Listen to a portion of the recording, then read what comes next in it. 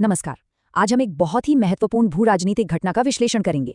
देखिए, ये सतह पर तो सिर्फ ग्रीनलैंड को लेकर एक विवाद जैसा लगता है, लेकिन इसकी गहराई में अमेरिका और उसके यूरोपीय सहयोगियों के बीच बदलते शक्ति संतुलन की एक पूरी कहानी छिपी है। असल में ये प्रकरण हमें बताता है कि 21वीं सदी में अंतर्राष्ट्रीय संबंध अब कैसे काम कर रहे हैं। तो इस पूरे विश्लेषण को समझने के लिए हम सबसे पहले देखेंगे कि अमेरिका की शुरुआती आक्रामक चाल क्या थी। फिर ये जानेंगे कि कैसे यूरोप ने एक बहुत ही अप्रत्याशित तरीके से एकजुट होकर इसका जवाब दिया, और हाँ, इस टकराव को सुलझाने में नाटो की क्या भूमिका रही। और आखिर में हम इस पूरे घटनाक्रम के जो गहरे रणनीतिक परिणाम हुए हैं उन पर फोकस करेंगे। तो देखिए, इस पूरे प्रकरण की जो जड़ है वो अमेरिकी विदेश नीति के एक बहुत पुराने सिद्धांत में है कि पश्चिमी गोलार्ध में उसका प्रभुत्व निर्विवाद है, मतलब उसे कोई चैलेंज नहीं कर सकता। और इसी सोच के तहत अमेरिकी प्रशासन ने ग्रीनलैंड पर अपना दावा पेश करने का फैसला किया, क्योंकि वो इसे अपने प्रभाव क्षेत्र का एक स्वाभाविक हिस्सा मानते थे। दावोस शिखर सम्मेलन से ठीक पहले अमेरिकी प्रशासन ने एक बहुत सोची समझी मनोवैज्ञानिक चाल चली। उन्होंने सोशल मीडिया का इस्तेमाल करके एक ऐसा माहौल बनाया, एक ऐसा नैरेटिव सेट किया कि ग्रीनलैंड का अधिग्रहण तो बस होकर ही रहेगा। इसका असली मकसद ये था कि बातचीत की मेज पर आने से पहले ही यूरोपीय नेताओं पर इतना दबाव बना दिया जाए कि वो बैकफुट पर आ जाएं। और इस बयान से अमेरिकी प्रशासन का रुख बिल्कुल साफ हो गया था। ये कोई कूटनीति की भाषा नहीं थी, आप समझ सकते हैं। ये तो एक सीधी एक तरफा मांग थी। इसमें बातचीत की कोई गुंजाइश ही नहीं छोड़ी गई थी, और ये सीधे सीधे एक टकराव को दावत देने जैसा था। लेकिन अमेरिका के इस आक्रामक कदम का नतीजा कुछ और ही निकला, जिसकी शायद उम्मीद नहीं थी। इसने यूरोप को बांटने के बजाय और ज्यादा एकजुट कर दिया। यूरोपीय देशों ने मिलकर एक ऐसी सामूहिक प्रतिक्रिया दी जिसने इस पूरे भू राजनीतिक समीकरण को ही पलट कर रख दिया। यूरोप के जो बड़े नेता थे उन्होंने तुरंत ये बात साफ कर दी कि डेनमार्क पर बनाया गया कोई भी दबाव पूरे यूरोप पर दबाव माना जाएगा।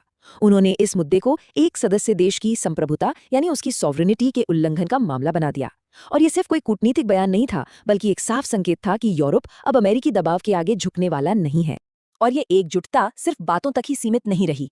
8 यूरोपीय देशों ने डेनमार्क को ठोस समर्थन देने की पेशकश की, जिसमें सांकेतिक तौर पर सैन्य तैनाती तक शामिल थी। ये एक बहुत ही स्पष्ट संदेश था कि यूरोप अपनी संप्रभुता की रक्षा के लिए सैन्य रूप से भी एकजुट हो सकता है, भले ही ये कदम सांकेतिक ही क्यों न हो। अब जब दो प्रमुख सहयोगियों के बीच तनाव इस हद तक बढ़ गया, तो नाटो का बीच में आना जरूरी हो गया था। ये गठबंधन के लिए एक तरह से अस्तित्व का संकट था, और इस तनाव को कम करने के लिए एक मध्यस्थ की भूमिका निभाना ही एकमात्र रास्ता बचा था। और यहाँ पर नाटो का आर्टिकल 5 एक निर्णायक फैक्टर बन गया। ये सिद्धांत कि किसी एक सदस्य पर हमला सब पर हमला माना जाएगा, इसने अमेरिका के विकल्पों को बहुत सीमित कर दिया था। क्योंकि देखिए, ग्रीनलैंड डेनमार्क का हिस्सा है, तो उस पर कोई भी एक तरफा कार्रवाई सीधे सीधे नाटो के सामूहिक रक्षा सिद्धांत का उल्लंघन होती। तो इसका हल निकला दावोस में हुई एक कूटनीतिक बैठक से। नाटो ने एक बीच का रास्ता सुझाया। देखिए, अमेरिका आर्कटिक में अपनी मिसाइल डिफेंस सिस्टम, जिसे गोल्डन डोम कहा जाता है, उसे लेकर काफी चिंतित था। तो प्रस्ताव ये रखा गया कि ये सिस्टम ग्रीनलैंड में लगाया जा सकता है, लेकिन अमेरिका के अधिग्रहण के तौर पर नहीं, बल्कि एक नाटो मिशन के तहत। इससे अमेरिका का सुरक्षा उद्देश्य भी पूरा हो गया और डेनमार्क की संप्रभुता भी बची। लेकिन इस पूरे टकराव का जो सबसे निर्णायक मोर्चा था, वो न तो सैन्य था, न ही कूटनीतिक, वो था आर्थिक। और यहीं पर यूरोप ने अपने सबसे शक्तिशाली हथियार का इस्तेमाल किया, जिसने इस पूरे विवाद का रुख ही मोड़ दिया। घटनाएं बहुत तेजी से घटी। अमेरिका ने उन यूरोपीय देशों पर टैरिफ लगाने की धमकी दी जो डेनमार्क का समर्थन कर रहे थे। इसके जवाब में यूरोप ने अमेरिका के साथ एक बहुत बड़े ट्रेड डील, जिसे उसके आकार की वजह से बजूका कहा जा रहा था, उस पर ही रोक लगा दी। ये एक सीधी और बहुत शक्तिशाली आर्थिक जवाबी कार्रवाई थी, और इसका असर भी फौरन देखने को मिला।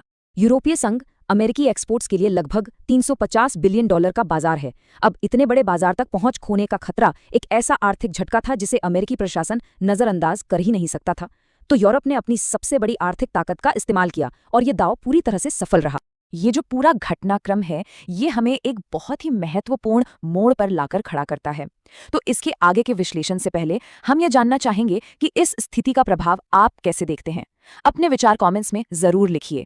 तो चलिए अब आते हैं इस विश्लेषण के सबसे महत्वपूर्ण हिस्से पर। आखिर इस पूरे प्रकरण का वैश्विक शक्ति संतुलन और गठबंधनों के भविष्य के लिए क्या मतलब है। तो यहाँ सबसे बड़ा सबक क्या मिलता है? देखिए, ये घटना एक बहुत बड़े बदलाव को दिखाती है। जहाँ पहले अमेरिकी सैन्य और राजनीतिक दबाव ही अक्सर किसी भी लक्ष्य को पाने के लिए काफी होता था, वहीं अब हम देख रहे हैं कि एकजुट आर्थिक शक्ति एक बहुत प्रभावी जवाबी हथियार बन गई है। ये साफ दिखाता है कि अमेरिका के साथी अब सिर्फ उसके पीछे चलने वाले नहीं हैं, बल्कि वो अपने हितों की रक्षा के लिए आर्थिक शक्ति का इस्तेमाल करना जानते हैं।